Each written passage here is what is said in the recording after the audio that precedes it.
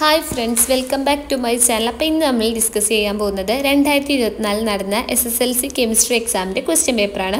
Malayalam മീഡിയത്തിൻ്റെ question പേപ്പറാണ് discuss ചെയ്യുന്നത്. അപ്പോൾ 40 മാർക്കിൻ്റെ ക്വസ്റ്റ്യൻ പേപ്പറാണ്. 1.5 മണിക്കൂറാണ് സമയം. വിഭാഗം എ 1 മുതൽ 5 വരെയുള്ള ചോദ്യങ്ങളിൽ ഏതെങ്കിലും 4 എണ്ണത്തിന് മാത്രം ഉത്തരം എഴുതിയാൽ മതി. ഓരോ ചോദ്യത്തിനും ഒരു സ്കോർ വീതം. അപ്പോൾ ഒന്നാമത്തെ ക്വസ്റ്റ്യൻ, 7ാം പീരീഡിൻ്റെ ഭാഗമായ എഫ് ബ്ലോക്ക് മൂലകങ്ങളെ ഡാഷ് എന്ന് വിളിക്കുന്നു. ബ്രാക്കറ്റിൽ അപ്പോൾ കുറച്ച് പേരുകൾ കൊടുത്തിട്ടുണ്ട്. അപ്പോൾ അതിൽ ഏതാണെന്ന് സെലക്ട് ചെയ്യാനാണ് പറഞ്ഞിട്ടുള്ളത്. അപ്പോൾ എന്തൊക്കെ ബ്രാക്കറ്റിൽ കൊടുത്തിട്ടുള്ളത്? സംക്രമണ മൂലകങ്ങൾ, ലാന്തനോയിഡുകൾ, ഹാലോജനുകൾ, ആക്റ്റിനോയിഡുകൾ. അപ്പോൾ ആൻസർ ആക്റ്റിനോയിഡുകൾ. 7ാം പീരീഡ് എഫ് ബ്ലോക്ക് ആയതുകൊണ്ടാണ് ആക്റ്റിനോയിഡുകൾ. 6ാം പീരീഡ് ആണെങ്കിൽ അത് ലാന്തനോയിഡുകളാണ്. ഇനി രണ്ടാമത്തെ ക്വസ്റ്റ്യൻ, സോപ്പിൻ്റെ വ്യാവസായിക നിർമ്മാണ പ്രക്രിയയിൽ ഉപോൽപ്പന്നമായി ലഭിക്കുന്ന പദാർത്ഥത്തിൻ്റെ പേരെഴുതുക. Answer glycerol. ഇനി മൂന്നാമത്തെ ക്വസ്റ്റ്യൻ, ഒരു ലോഹത്തിൻ്റെ അയിരിന് അതിലെ അപദ്രവ്യത്തേക്കാൾ സാന്ദ്രത കുറവാണ്. ഈ അയിരിൻ്റെ സാന്ദ്രണത്തിന് അനുയോജ്യമായ മാർഗമേത്? ജലപ്രവാഹത്തിൽ കഴുകിയെടുക്കലാണോ, പ്ലവന പ്രക്രിയയാണോ, കാന്തികോപജനമാണോ, ലീച്ചിങ് ആണോ? അപ്പോൾ അതിൻ്റെ ആൻസർ വരുന്നത് പ്ലവന പ്രക്രിയ. ഇനി നാലാമത്തെ ക്വസ്റ്റ്യൻ, അമോണിയം ക്ലോറൈഡ് ചൂടാക്കുമ്പോൾ ലഭിക്കുന്ന ബേസിക് സ്വഭാവമുള്ള വാതകമേത്? ഉത്തരം അമോണിയ. ഇനി അഞ്ചാമത്തെ ക്വസ്റ്റ്യൻ, സോഡിയം ക്ലോറൈഡ് ലായനിയുടെ വൈദ്യുത വിശ്ലേഷണ ഫലമായി കാഥോഡിൽ ലഭിക്കുന്ന ഉൽപ്പന്നം ഏത്? ഹൈഡ്രജൻ. ഇനി അടുത്തത് വിഭാഗം ബി. 6 മുതൽ 10 വരെയുള്ള ചോദ്യങ്ങളിൽ ഏതെങ്കിലും 4 എണ്ണത്തിന് ഉത്തരം എഴുതുക. ഓരോ ചോദ്യത്തിനും 2 സ്കോർ വീതമാണ്. 6ാമത്തെ question, stainless steel, nichrome, alnico എന്നിവ അലോയ് സ്റ്റീലുകളാണ്. ഇവയിൽ ഹീറ്റിംഗ് കോയിലുകൾ നിർമ്മിക്കാൻ ഉപയോഗിക്കുന്ന അലോയ് സ്റ്റീൽ ഏത്? Answer nichrome.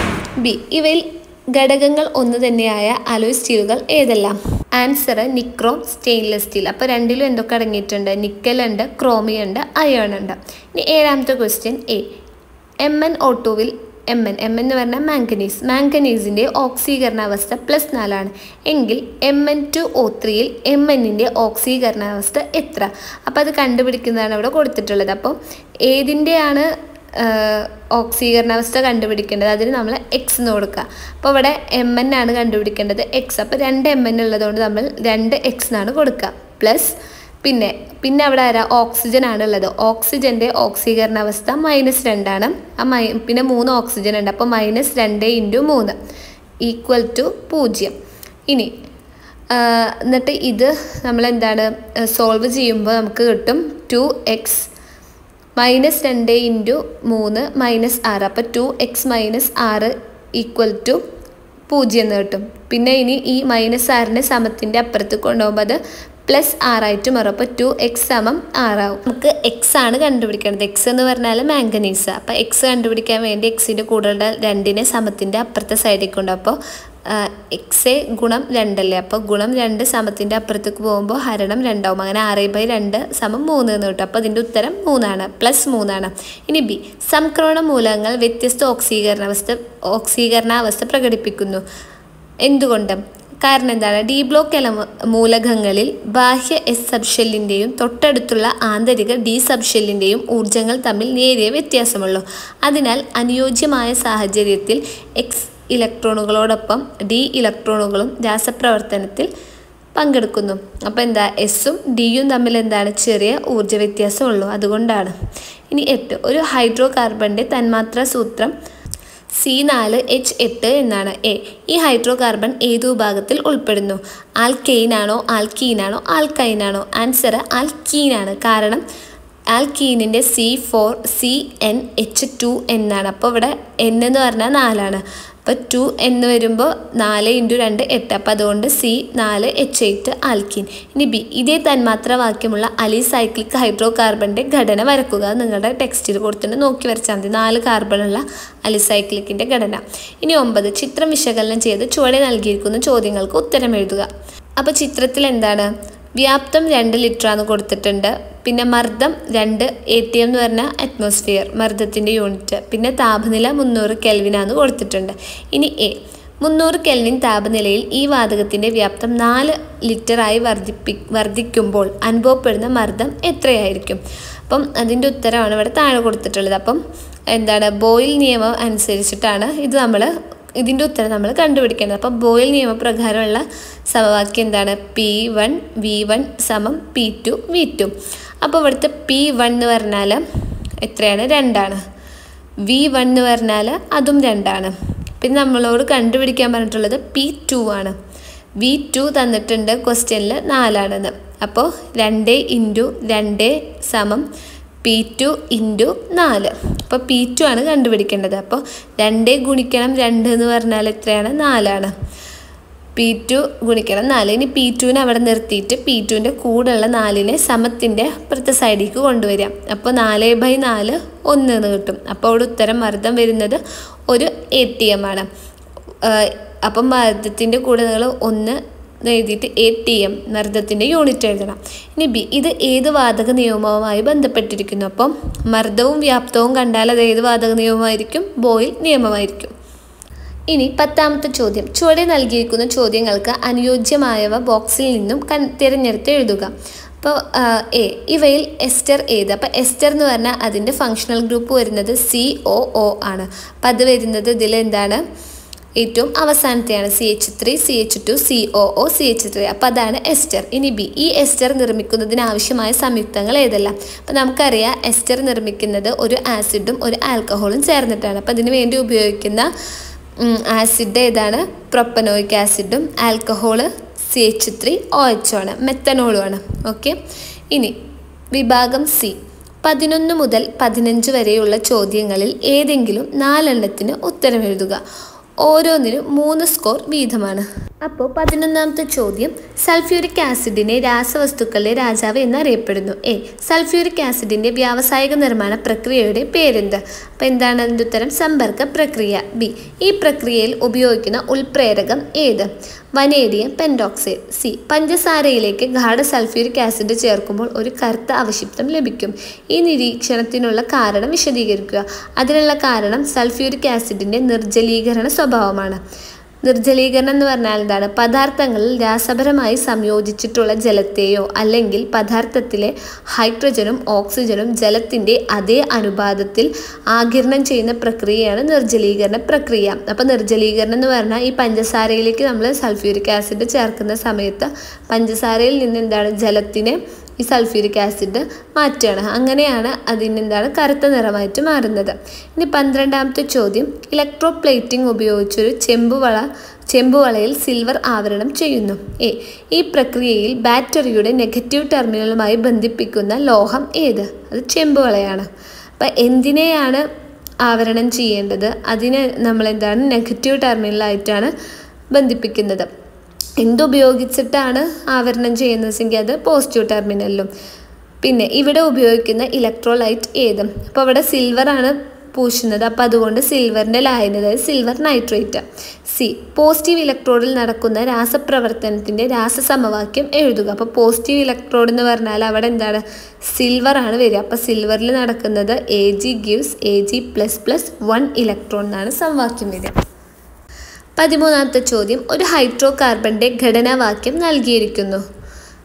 CH3, CH2, CH2, CH, CH3, പിന്നെ താഴേക്ക് CH2, CH3. A, മുഖ്യ ചെയിനിലെ കാർബൺ ആറ്റങ്ങളുടെ എണ്ണം എത്ര?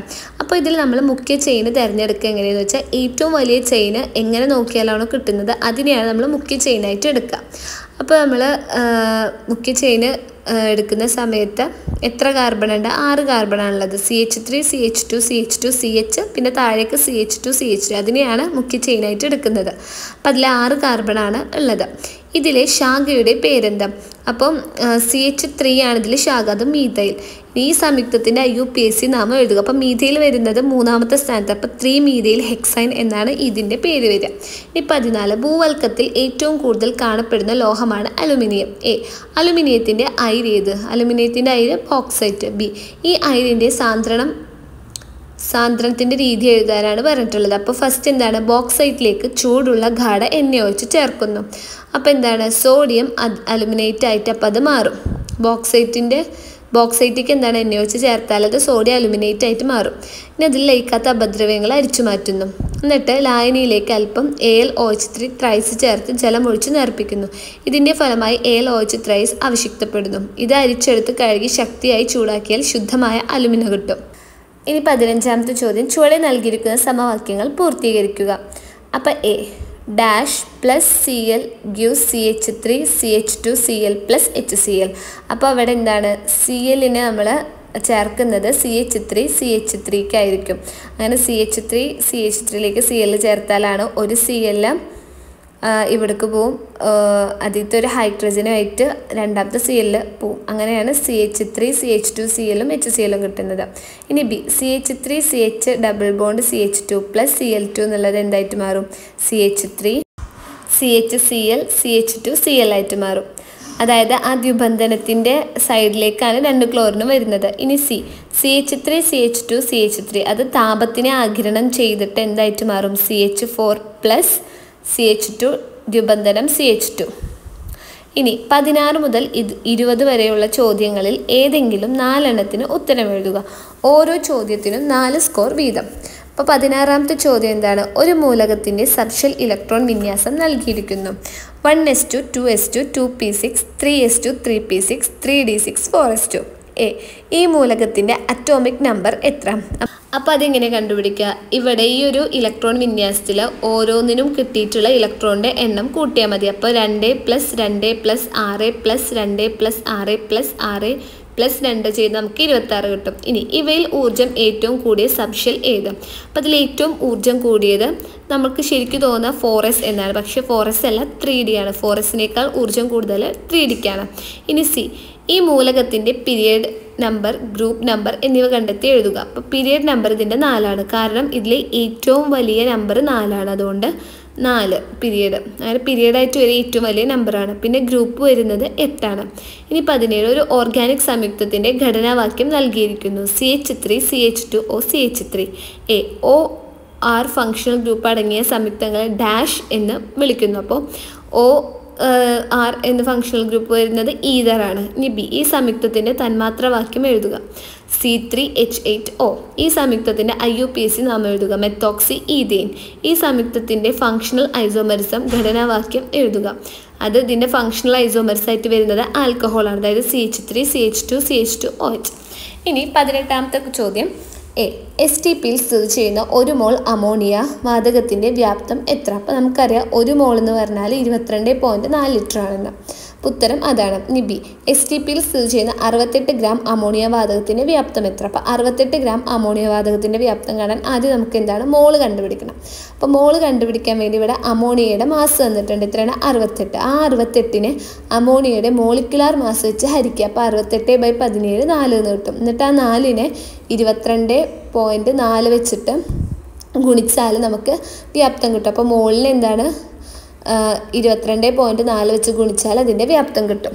ഇനി C, 68 ഗ്രാം അമോണിയ വാതകത്തിൻ്റെ തന്മാത്രകളുടെ എണ്ണം എത്ര? അപ്പോൾ തന്മാത്രകളുടെ എണ്ണം കാണാൻ വേണ്ടിയിട്ട് മോൾ ഗുണിക്കണം 6.022 × 10⁻23 ചെയ്യും. അപ്പോൾ ഇവിടുത്തെ മോള് 4ആണ്. അപ്പോൾ 4 × 6.022 × 10⁻23. അപ്പോൾ ഈ 6.022 × 10⁻23 എന്ന് പറഞ്ഞാൽ അവഗാഡ്രോ സംഖ്യയാണ്. ഓക്കെ. ഇനി 19ാമത്തെ ചോദ്യം. 2NO + O2 gives 2NO2 + താപം. ഒരു ഉഭയദിശ പ്രവർത്തനം സന്തുലനാവസ്ഥ പ്രാപിക്കുന്നത് എപ്പോഴാണ് സന്തുലനാവസ്ഥ പ്രാപിക്കുക? പുരോപ്രവർത്തനവും പശ്ചാത് പ്രവർത്തനത്തിൻ്റെയും നിരക്ക് തുല്യമാവുമ്പോൾ. അപ്പോൾ ഉഭയദിശ പ്രവർത്തനം എന്ന് പറഞ്ഞാൽ 2 ദിശയിലേക്കും നടക്കുന്ന പ്രവർത്തനം. അപ്പോൾ അതിൽ പുരോപ്രവർത്തനത്തിൻ്റെയും പശ്ചാത് പ്രവർത്തനത്തിൻ്റെയും നിരക്ക് തുല്യമായാലാണ് സന്തുലനാവസ്ഥ പ്രാപിക്കുന്നത്. ഇനി B, താഴെ പറയുന്ന മാറ്റങ്ങൾ ഉൽപ്പന്നത്തിൻ്റെ അളവിനെ എങ്ങനെ സ്വാധീനിക്കുന്നു? ഫസ്റ്റ് വൺ, താപനില കൂട്ടുന്നു. താപനില കൂട്ടിയാൽ ഉൽപ്പന്നത്തിൻ്റെ എണ്ണം അളവ് കുറയാണ് ചെയ്യുക. ഇനി മർദ്ദം കൂട്ടിയാൽ ഉൽപ്പന്നത്തിൻ്റെ അളവ് കൂടും. NO2 വ്യൂഹത്തിൽ നിന്നും നീക്കം ചെയ്യുന്നു, അപ്പോൾ കൂടും. ഇനി 20, ചില ലോഹങ്ങളുടെ ക്രിയാശീലം നൽകിയിരിക്കുന്നു. ഇവ വിശകലനം ചെയ്ത് ചുവടെ നൽകിയിരിക്കുന്ന ചോദ്യങ്ങൾക്ക് ഉത്തരം എഴുതുക. അപ്പോൾ മെഗ്നീഷ്യത്തിനാണ് ക്രിയാശീലം കൂടുതൽ സിങ്കിനെക്കാട്ടും. അതിനേക്കാൾ പിന്നെ അയണിനേക്കാൾ കൂടുതലാണ് സിങ്ക്. അങ്ങനെ ആ ഒരു ഓർഡറാണ് അവിടെ കൊടുത്തിട്ടുള്ളത്. അപ്പോൾ ഏറ്റവും കുറവ് ഇവിടെ സിൽവറിന്, ഏറ്റവും കൂടുതൽ മെഗ്നീഷ്യത്തിനുമാണ്. നേർപ്പിച്ച ഹൈഡ്രോക്ലോറിക് ആസിഡുമായി പ്രവർത്തിച്ച് ഹൈഡ്രജനെ ആദേശം ചെയ്യാത്ത ഏതെങ്കിലും ഒരു ലോഹത്തിൻ്റെ പേരെഴുതുക. അത് കോപ്പറും സിൽവറുമാണ്. ഏതെങ്കിലും ഒന്ന് എഴുതിയാൽ മതി. ഇനി FeSO4 ലൈനിൽ നിന്ന് Fe ആദേശം ചെയ്യാൻ കഴിയുന്ന ലോഹങ്ങൾ ഏതെല്ലാം? അത് മെഗ്നീഷ്യം സിങ്കുമാണ്. അതായത് Fനേക്കാൾ ക്രിയാശീലം കൂടിയതിന് മാത്രമാണ് അതിനെ ആദേശം ചെയ്യാൻ പറ്റുള്ളത്. മെഗ്നീഷ്യം സിങ്കുമാണ്. ഇനി C, സിങ്കും അയണും ഇലക്ട്രോഡുകൾ ഉപയോഗിച്ച് ഒരു ഗാൽവാനിക് സെല്ല് നിർമ്മിച്ചിരിക്കുന്നു. ഈ സെല്ലിലെ ആനോഡ് സിങ്ക്. കാഥോഡിൽ നടക്കുന്ന രാസപ്രവർത്തനം, ഇപ്പം ആനോഡ് സിങ്കാണെങ്കിൽ കാഥോഡിൽ അയൺ ആയിരിക്കും. അപ്പോൾ അവിടെ നടക്കുന്നത് Fe2++2 ഇലക്ട്രോൺ ഗിവ്സ് Fe ആയിരിക്കും. അപ്പോൾ ഇത്രയാണ് ഈ ഒരു ക്വസ്റ്റ്യൻ പേപ്പറിലുള്ളത്. എല്ലാ കൂട്ടുകാർക്കും മനസ്സിലായെന്ന് വിശ്വസിക്കുന്നു. നമുക്ക് മറ്റൊരു വീഡിയോയിലൂടെ കാണാം. Thanks for watching.